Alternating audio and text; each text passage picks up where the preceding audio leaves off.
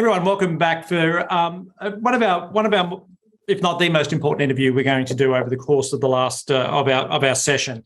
Gold Standard has been at the centre of the growth of the voluntary carbon markets over the course of the last 20 years, and it is very easy to sit back, all of us who are new to this ecosystem, and to criticise incumbents as one does. But it is undeniable that we are where we are today because of the work of registries and verification companies that have done, have really gotten us to where we, as I said, gotten us to where we are today. So Maggie Kim is probably someone who needs no introduction. And Maggie, I'm going to get you to do yourself more justice than I can by introducing yourself properly in just a second. But Maggie, look, so we've done, I think we're on to hour 23. I think we are of our 28 hours of content, and in every single panel and individual conversation that we've had, Gold Standard name has come up, right? And it's because it is so essential to the ecosystem. But look, I mean, I don't have to tell you everything that you're evolving, the industry is evolving, technology is here, and how we embrace it, what we need to do with it, and it's all part of this evolution of over 20 years of great work that Gold Standard have been doing, and now through Maggie's leadership, taking it probably to another 20 years plus until hopefully we don't even have to do this anymore, which is the end objective, is to put ourselves out of business. But Maggie, if you wouldn't mind, just the people who don't obviously know of you but don't know a little bit about your background, would you just share a little bit about that with us, and we can go from there? Sure. Thanks, Paul. It's a great pleasure to be part of this interview. I'm the CEO of Gold Standard, and as many of you know, Gold Standard's been established since 2003, where WWF and like-minded NGO groups have established a standard, Gold Standard, to ensure there's environmental integrity and maximize sustainable development in the carbon markets at the time. Of course, over the course of 19, 20 years, we've evolved, and our standard has evolved, and now we're looking at becoming a global impact standard that not only looks at carbon markets, but also looking at various financial mechanisms to make sure that we can ensure transparency, credibility of the impact claims, impact assets that come out of the journey. Got it. Maggie, let's start with some basics, if you wouldn't mind. So when you think about the issue of quality, and literally the words that have been used most in the last couple of days: quality, integrity, transparency, all the words that you probably spend your day dealing with. Talk a little bit about what the Gold Standard framework is for quality. How do you think about a quality offset, and what needs to be achieved for you to put your stamp on a quality offset? So here I want to make sure that we clarify that Gold Standard's framework doesn't exist only for offset. And there's a lot of conflation around the concept of offsetting and the concept of carbon markets. It's not exactly the same thing. So offsetting can be one of the ways to use carbon markets, but not necessarily the whole purpose of carbon markets or the market mechanisms. So I'm sure you've heard from others along the way around integrity, but basically what we're trying to ensure is a carbon credit or an impact claim that we certify and we put a stamp to it that is real, additional, not double counted, properly consulting the local stakeholders of the project sites and making sure that it contributes towards a number of sustainable development goals. So, of course, this is a way simply put to all the science and analysis that goes behind it. But to really understand there's clear safeguarding principles that you need to follow in order to be Gold Standard. There are clear sustainable development measures that you need to follow and report on in order to qualify as Gold Standard, in addition to the additionality and the baseline setting and all the integrity measures that other standards also have. Got it. Let's sort of delve into well, I wouldn't have called it the elephant in the room, but I think it's the thing that we talk about, the thing we certainly talked about most is the whole goal of scale. That as we stand right now, I was told this morning that if you add up every credit out there on every registry, it works out to about 4 days worth of emissions. Right? It's a number because again, we just this industry is still growing, and the reason we called this event a gold rush, and Maggie, I know I'm on the right track because I've annoyed it. This title's annoyed everybody, right? It's annoying the service providers that think to make it look bad, and it's annoying climate people who think we're just abusing this for profit. So I think in this context, I think it's a good one because we are growing exponentially. We are under-regulated. There's not many asset industries out there that don't have a formal regulator. And whether ICBCM becomes that, is it whoever that is, right?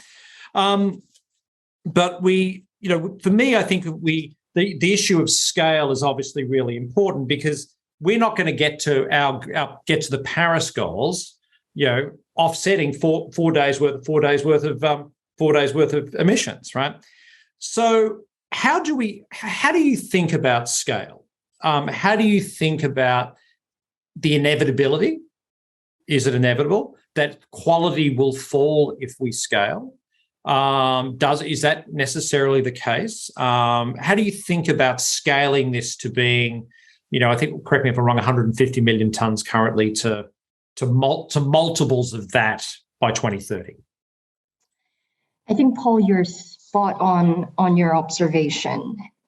And I say this all the time in my public engagements, is that if we think about what the world needs to achieve a sustainable future and to achieve the Paris Agreement and the global goals, the sustainable development goals, we need trillions of dollars invested. And carbon markets right now in its form is a very small drop in the bucket. And of course, I really appreciate the fact that the carbon market's getting that attention, and there are a lot of global efforts to scale the market. But what is the purpose of the market? And I've always seen the market as a catalytic tool to drive further private finance, private sector investment. So on its own, as a market, can't solve all problems, as you clearly noted. It will not solve even half of the problems we have. So what does it mean to scale? So that's a big question to myself as well, to Gold Standard as well. Like where's our ambition? How much do we need to scale in order to achieve what purpose? What purpose? Because scale is not a value in itself. And it has to come with something that delivers mitigation and does not disrupt or deter other mitigation or importantly, regulation, right? So there's pressure on scale, which I fully align with, but it should not come at the expense of environmental integrity.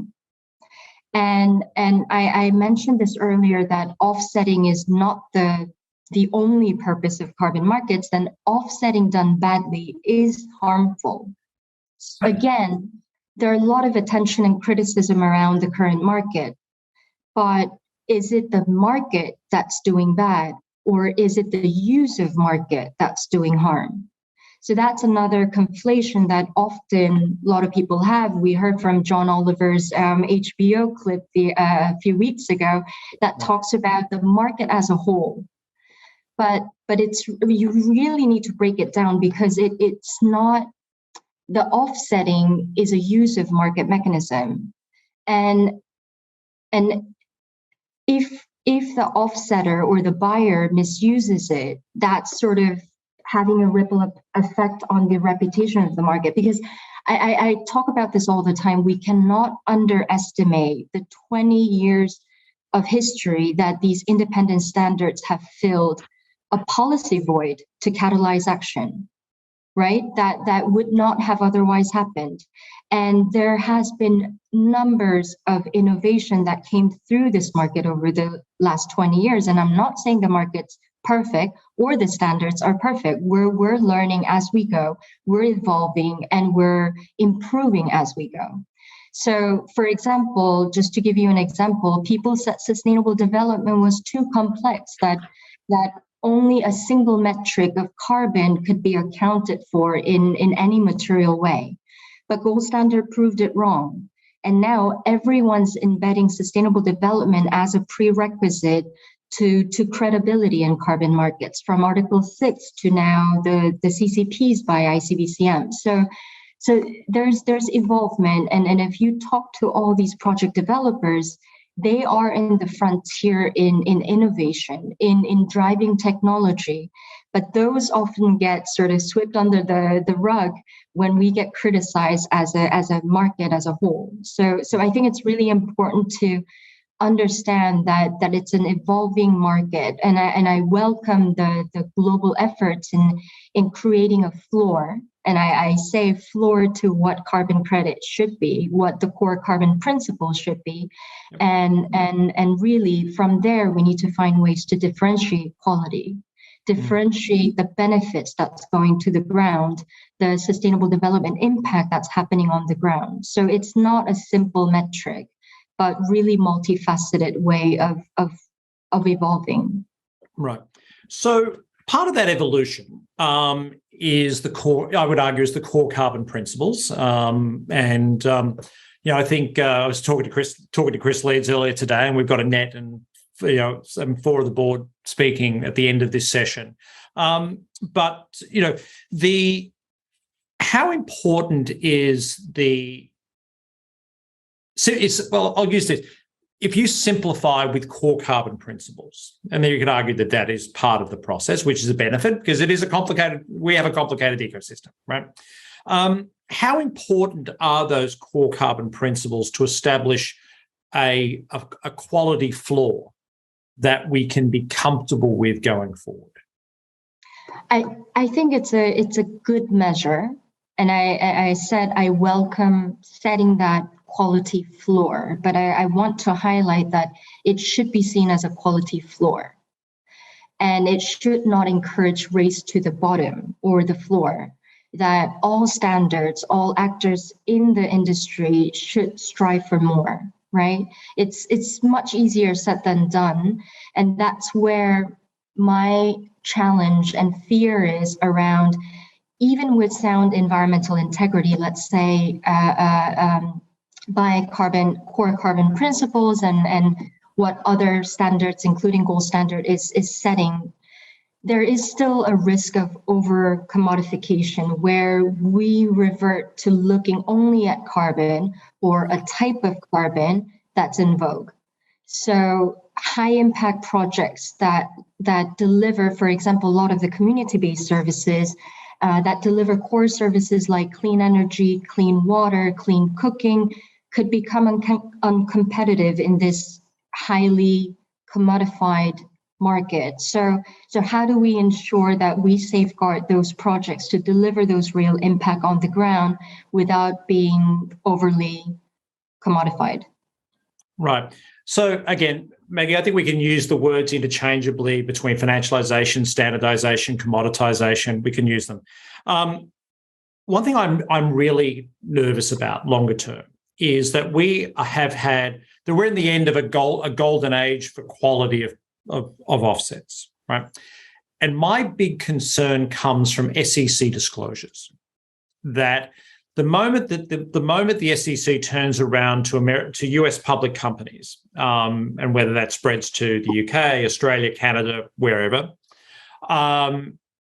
that the moment that a corporate is told it needs to disclose its Scope 3 emissions, then the natural tendency is for the use of offsets, which sits in the sustainability department now, who takes co-benefits very seriously, that moves across to a treasury function, where the Treasury Department just turns around and says, we have an objective here, and we've got to we've disclosed X tons of carbon, we need to offset X tons of carbon, and let's do it in the cheapest possible manner.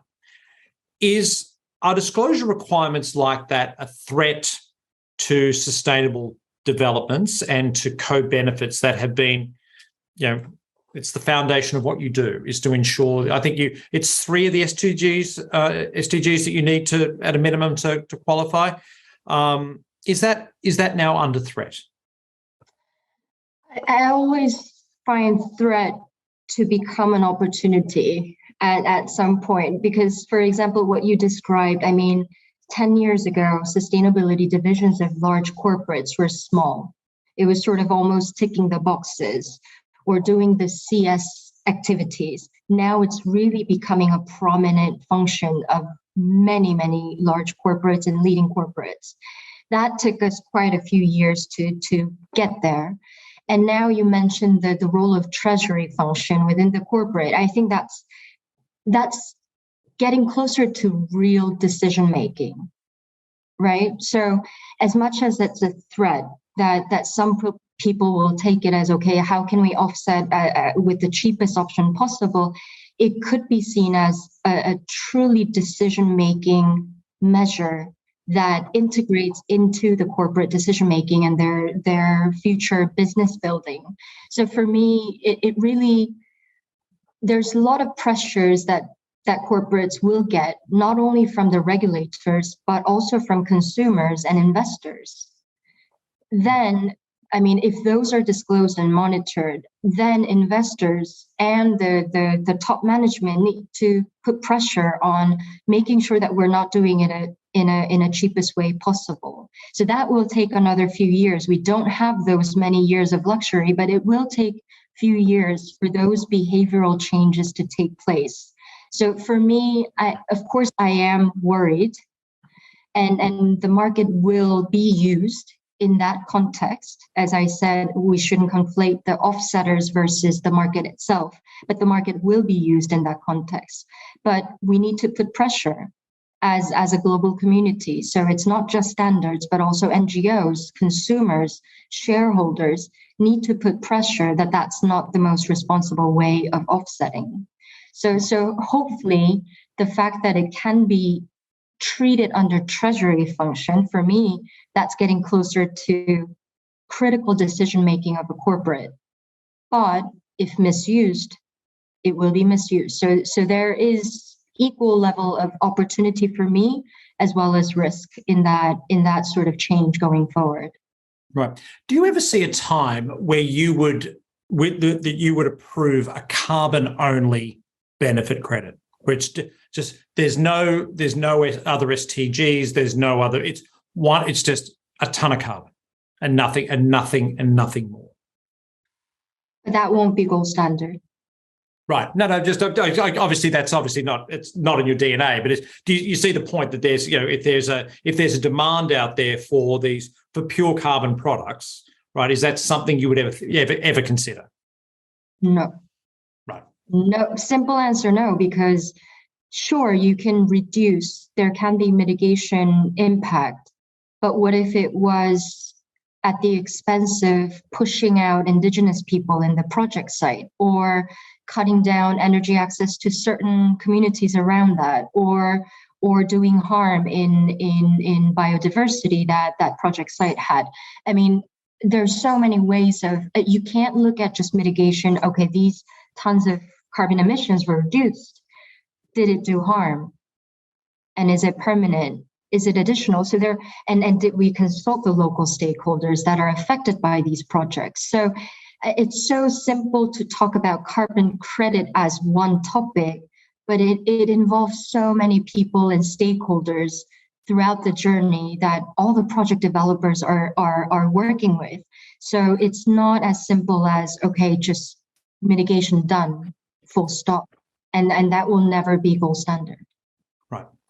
One of the things that is problematic for the tens of thousands of companies that have not started their journey using offsets to be that bridge to a decarbonised supply chain future is the fact that we can't get any clarity on a ton of carbon, on the price of a ton of carbon, right? So you've got nature-based solutions that you can buy for $10 a ton, or if you want to go to Iceland, there's very unprofitable carbon capture facilities at $700 a ton. And if you're a corporate thinking about this for the first time, and you're thinking, where do I spend my budget in terms of the R&D on decarbonising my supply chain versus sequestration projects versus offset project, it's remarkably confusing for them. How do we get to a stage where we have some uniformity over what the price of carbon is, not taking into account different co-benefits and the like, but how do we get to a stage where we get further clarity on the pricing of carbon? Because I think, so just to finish the point, as what we're seeing with the crisis in European energy right now, does it really make a lot of sense that a nature-based solution is $10 a ton? European ETS is trading violently between $60 and $80 a ton, yet coal is we're a golden age for coal in Europe because we haven't got a choice because of the geopolitical stresses we face. How do we square that circle? Oh God, if I can answer that in this session, I think I'd be on quite a few media tomorrow morning. It's an excellent question. I think the most important is I think the regulatory bodies have a huge role to play, right? Putting that price, that carbon tax, and the corporates to integrate that into their budget systems and their planning processes. And I think the market has also played a significant role in putting that price to carbon. And of course, although it's voluntary, I think it's proven to date, I can't speak for the future, but to date that these community services that are creating co-benefits have higher price, that are the projects that take longer time to build and do more local stakeholder consultations. I mean, these are pricey. These are more expensive to develop kind of projects. Then, of course, the market has responded to date with a high price. So I think it's not sort of a one stakeholder fixes all kind of situation. There's a role of a regulatory body. There's a role that market mechanisms can play. There's a role that corporates can also play, and it's a really systemic sort of pressure that we need to put in order to increase the price of carbon. Right. One of the many possible answers to the question of uniform pricing, whether it's benchmarking, whether it's commoditization, and the threats. Obviously, there's detriment to those. One of the arguments that gets made very, very long term is the convergence between compliance markets and voluntary markets. Singapore announced recently that if you are a Singaporean corporate and you want to be offsetting, that you can go out to international markets and utilize effectively voluntary markets. But I think you can use European ETS or whatever to do that. Big picture, is the convergence, the merger, whether it's 6.4 or whatever it is it inevitable that we have that voluntary markets become compliance markets over time? Whether we think about compliance as being stakeholder pressures or from a regulatory standpoint, is it destined to merge? I think Gold Standard has been sort of advocating, or not advocating, but really communicating that blur between voluntary carbon market and compliance carbon market for a few years now. If you think about it, if we step back from this whole market discussion and just step back a little bit, 1 ton is 1 ton, whether that's in suburb of Uganda, Kampala, Uganda, or versus 1 ton in Canada. I mean, we're talking about global crisis that we want to address. So where it comes from, at the end of the day, it doesn't matter, because we really need to make sure we get to our target, right?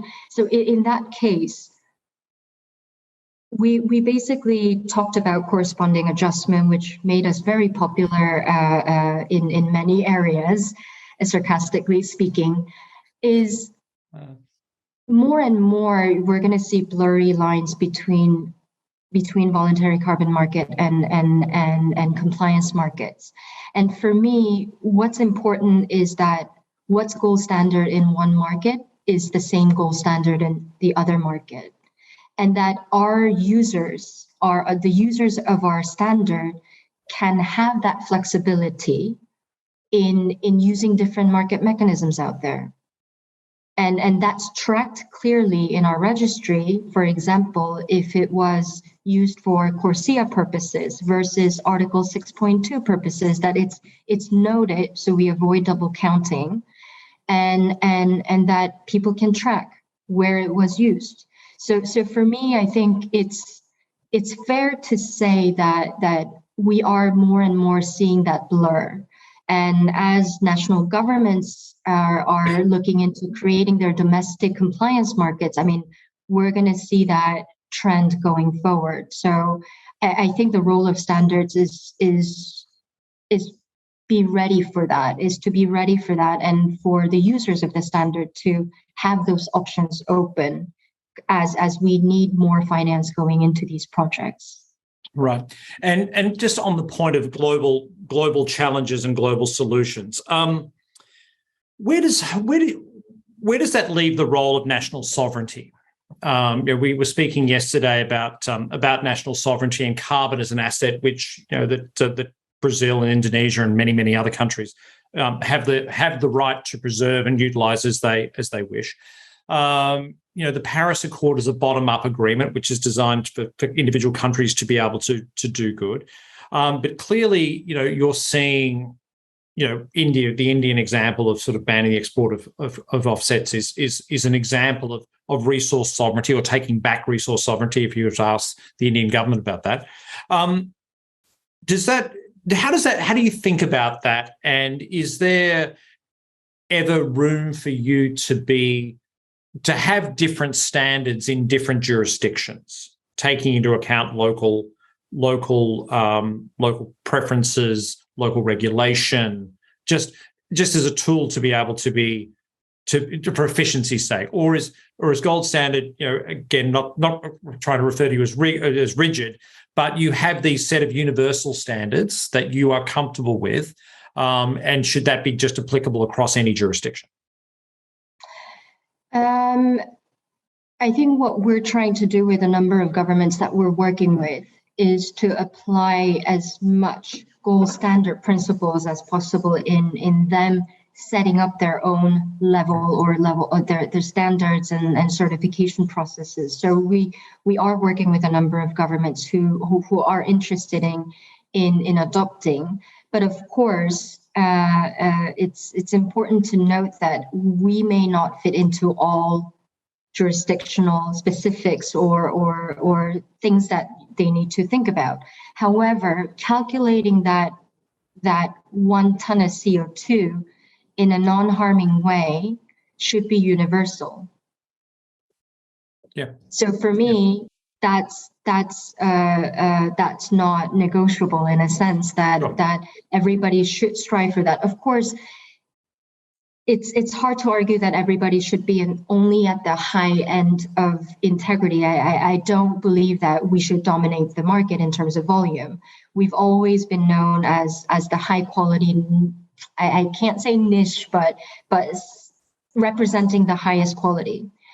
And some countries will need, so that's why, for example, the core carbon principles can be a useful tool. And then depending on the government's ambition, which I hope that everybody adopts the level of gold standard, but based on government's ambition, then they can start to build on top of those core carbon principles what they need to think about to qualify as their jurisdictional carbon asset. Right. But Maggie, look, at the end of the day, if governments or organisations or developers choose not to use your standards, that's their option, right? That's their option. No, it's completely fair. Obviously, we've seen a scramble to the growth of this industry in the last 18 months has been exponential. How are you dealing with the bottleneck issues that are facing, everyone's facing, right? But how are you as an organisation dealing with those bottleneck issues? And you've obviously, I think there's a white paper or a consultation coming out later today, I think, which I'd love you to talk about with what you can. But how are you dealing with the bottleneck issues that are just inherent across the entirety of the ecosystem? Well, there are multiple levels of solutions that we as Standard, along with our partners, need to work on. Of course, it's a challenging year because there is increasing demand and not enough resources to respond to that immediately. But I think there's a great effort in trying to streamline the process, the way the rules are written. So there's more administrative things that we can do to reduce the pressure on those bottlenecks. And there's also the role of technology, and this is something that we're very, very invested in to move forward. We've launched our GSIQ program, which is really ultimately trying to digitize every step of the value chain of carbon project or impact project, so that those digital tools, digital solutions, digital MRV solutions can be integrated into the process, which will clearly reduce the issue of inconsistency of reviews, which will increase the efficiency, hopefully, which will reduce the cost and accuracy and quality of impact data that goes through the journey. So we are, as a Standard, very much looking at our role to enable that digital ecosystem within the market so that we can, address these challenges in a medium, longer term. All right. So obviously, blockchain is an elephant in the room, which people have been talking about, and I'll share a little anecdote from one of our panels late last night. We did logistics calls with everybody, and one of our blockchain panels, which I won't name, was when they were talking about doing sort of what shall we talk about. We're just so militant towards yourselves and Verra and the like, in just terms of how we're blockchain. We're going to just, they have to keep up with us. The moment they got in front of a public audience, it was all about how we can work together and how we need you and how we have to do it. And I'm literally just giggling to myself listening to this, because I think there was an appreciation that moving forward is not about, let's break this and let everyone catch up with it. This is not Uber with the taxi industry, right? That they need to work with you because, again, you've been doing this for 20 years. You've been working on evolving best practices for 20 years. There's a reason the industry is where it is today, is because of you.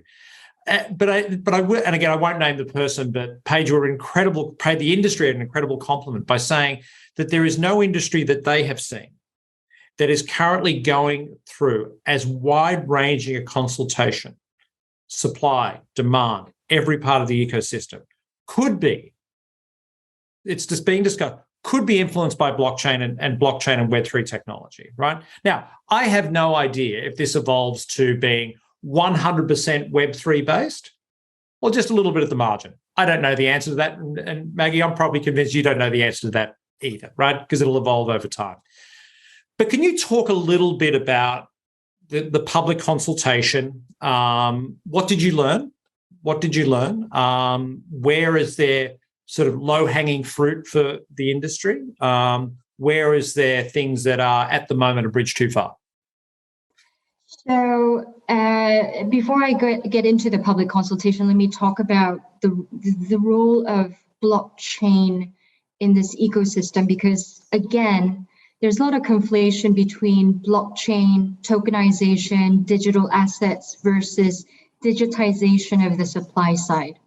Because, and I can't stress this more, that if we really want scale, if we really want this market to scale with integrity, transparency, and credibility, all parts of the value chain has to digitize.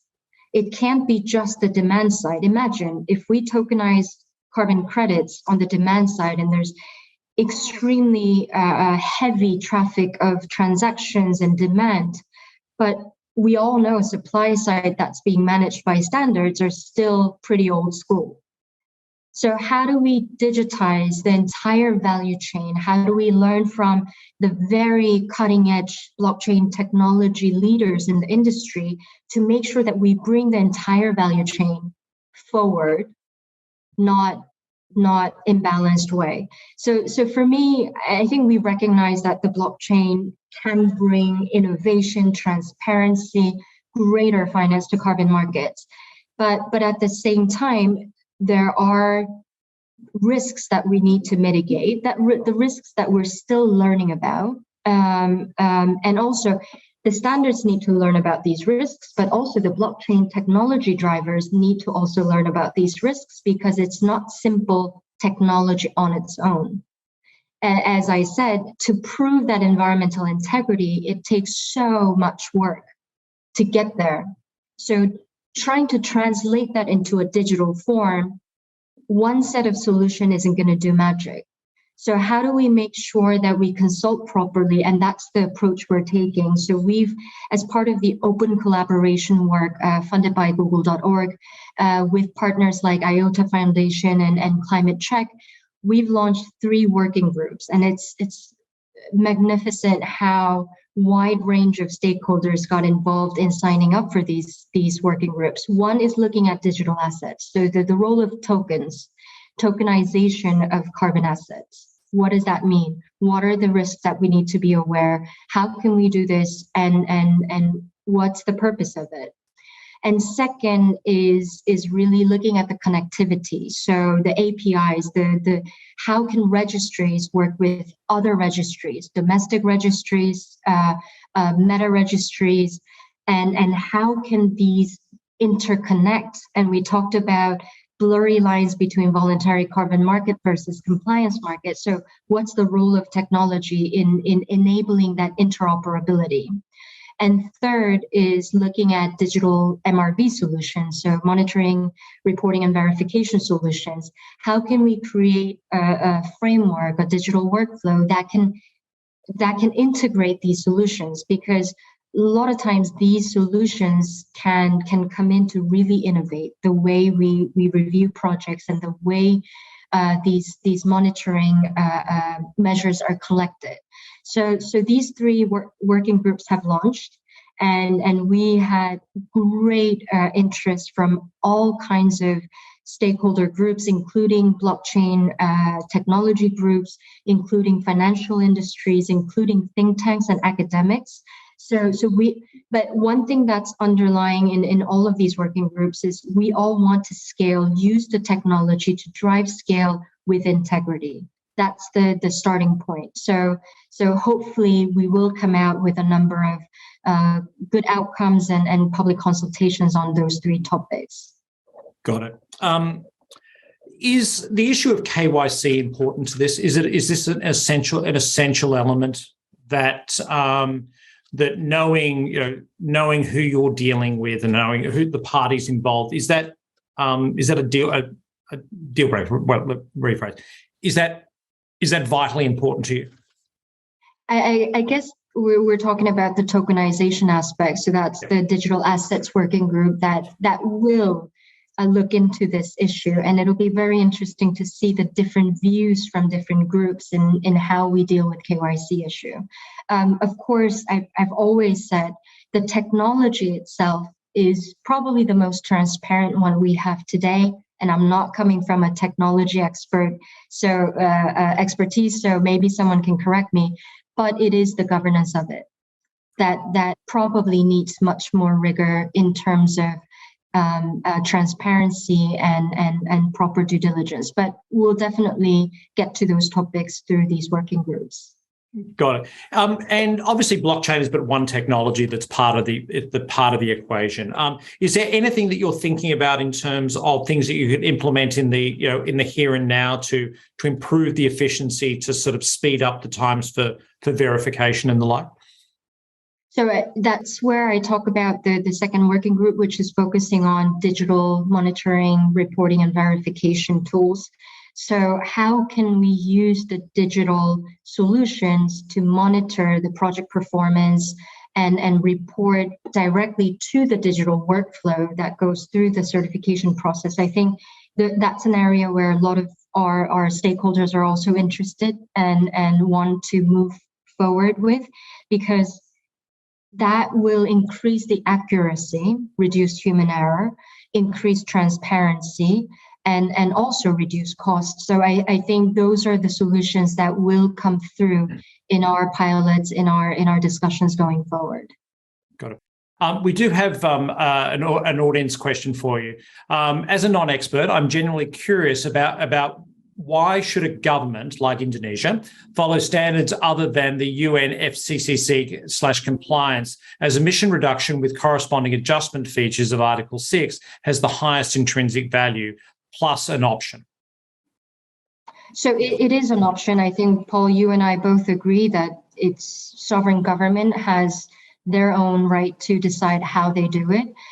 Interestingly, a number of governments have approached us to work with us in integrating gold standard rules and regulations under their, of course, it's not going to be a gold standard credit, but to see how they can incorporate our principles, our safeguarding frameworks, our gender equality frameworks into their work in reviewing the domestic credit. So, and some under the Article 6, some governments are working with us to actually use our registry to make their Article 6 transaction, Article 6.2 transaction. So it's interesting. We're not going around forcing governments to adopt gold standard. It's interesting how some of the governments with great ambition are coming to us to request for support or collaboration in driving their ambition forward. So we really welcome that, and you can find out more about those information on our website. Perfect.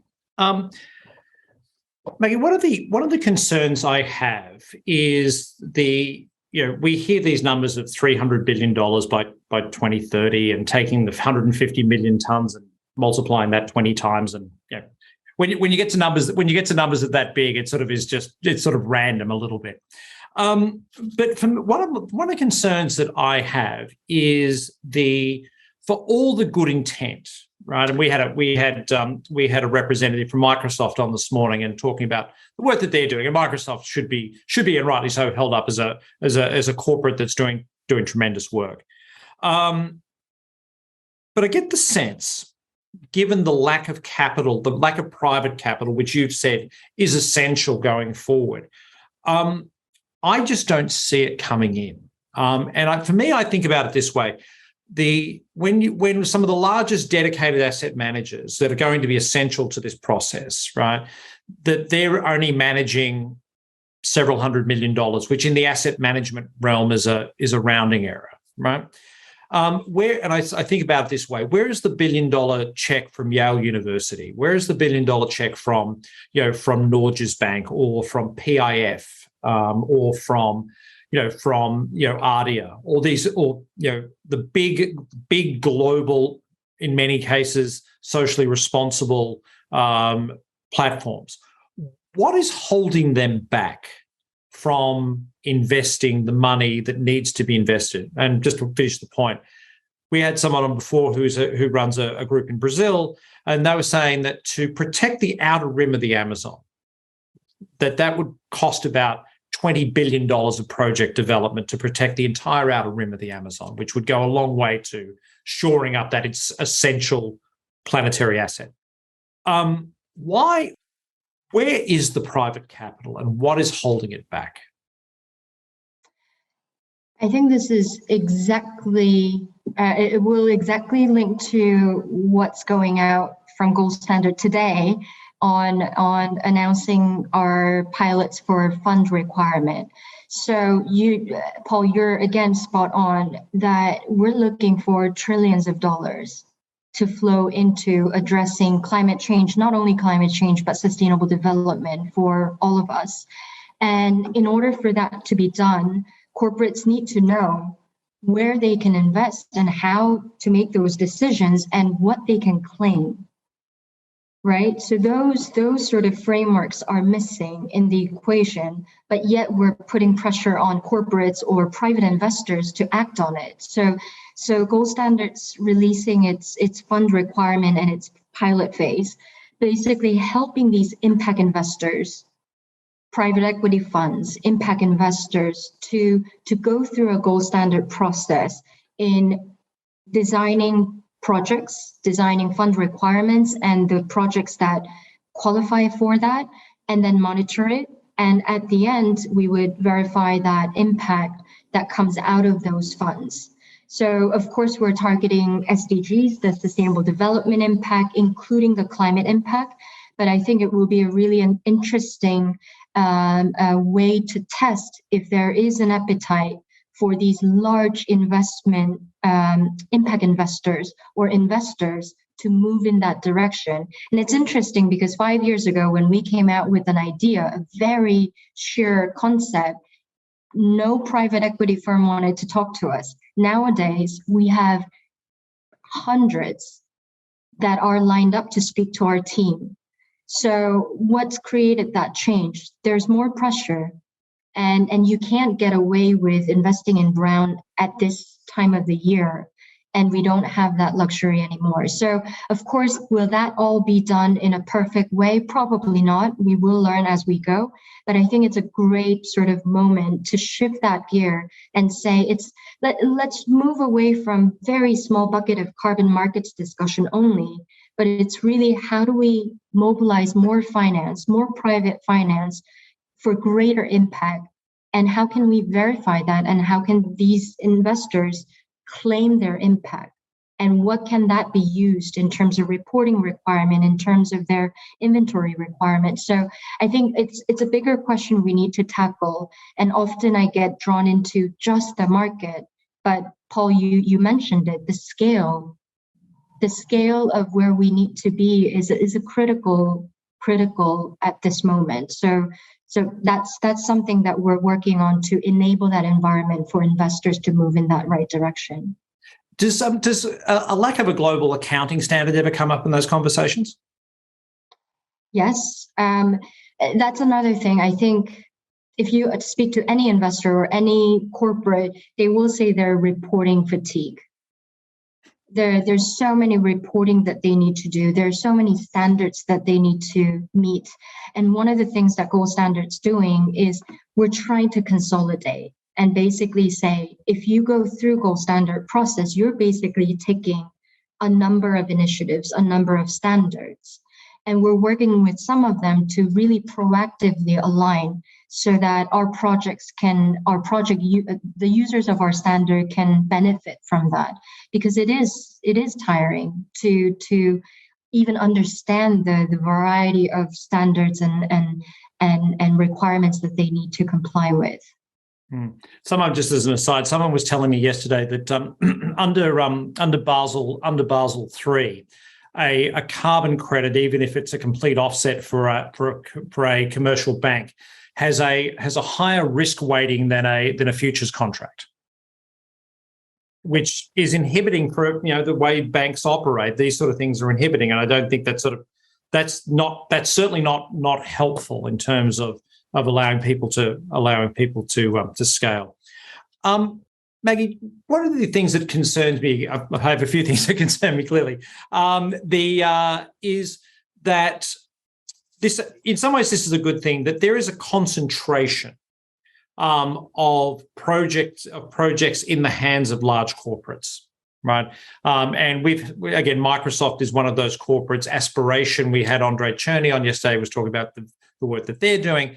But I get the sense that there is that a lot of high quality projects are in the hands of a select few. And that's, in some ways, that's great. Microsoft's using its influence to be the company that it should be with its scale and balance sheet and the like. But where does this leave smaller organizations? Where does it leave exchanges? Where does it leave the tens of thousands of companies that haven't started that yet.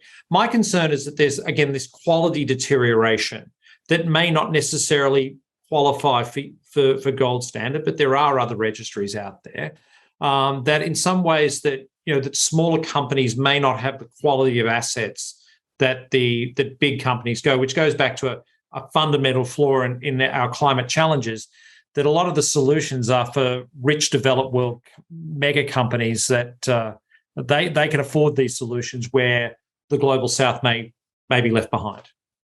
No, that's an excellent point, Paul. And I think that's one of the key drivers of Gold Standard, because we want to make sure that everything we do, that we're not marginalizing certain groups out of the game. And you rightly point out the large companies sort of taking that sort of quality projects, but I don't see that as necessarily a bad thing, because large corporates do need to change and act and lead. And then I think the smaller companies, of course, there are different views about it, but I think the smaller companies, the ones that we work with, actually take very ambitious actions, actually proactively build projects in their supply chain and try to offset following the WWF mitigation blueprint. So there, I wouldn't underestimate the power of SMEs that are driving ambition. But of course, I do hear you, and that's something that maybe is a good role for the carbon markets to have, to encourage and bring forward these local community-based projects, the marginalized communities, vulnerable communities projects forward, and make sure that those have a main stage on the market mechanism stage. So for me, I think that's something that Standard certainly can work towards. Project developers can work towards, local NGOs can advocate for, and that's something that's definitely sitting at the core of Gold Standard. Got it. Maggie, our time has flown by. I somehow knew this would. It's wonderful. Let's finish off with this. Those tens of thousands of companies that haven't started their journey yet. What do you want them to know about Gold Standard and Gold Standard's role in the ecosystem going forward? Well, I think if you want to do good, if you want to do good and do something that's sustainable for the because we can't naively think corporates will be doing something just for the public good. It has to be beneficial, it has to be profitable, it has to bring sustainability in their resources, in their supply chain. So I think what we're trying to do as a Standard is to create that best practice, to provide those tools and guidances that the corporates can use while we go through this sort of unknown era of lots of different global frameworks or global pressure put on them. I think Gold Standard can bring that innovative solutions with that rigor and that credibility that comes with the brand. So if you're looking to do it in a right way, I think the Gold Standard is a right place to start that conversation. Maggie, thank you very much. Just a personal observation. I don't think that you and Vera get the credit you deserve for building the ecosystem to where it is today. And it's very easy to throw criticism from afar. And I'm very excited to read the consultation, which, as fate would have it, comes out the day you and I speak, which is wonderful. So and they can get that. Where can people access that white paper? On our website. Goldstandard.org? Yes. Perfect. Maggie Kim, thank you very much. And everyone, please hang around. We've got more content, but Maggie, can't thank you enough for your time, and you're welcome back whenever you wish. Thank you, Paul. Thank you.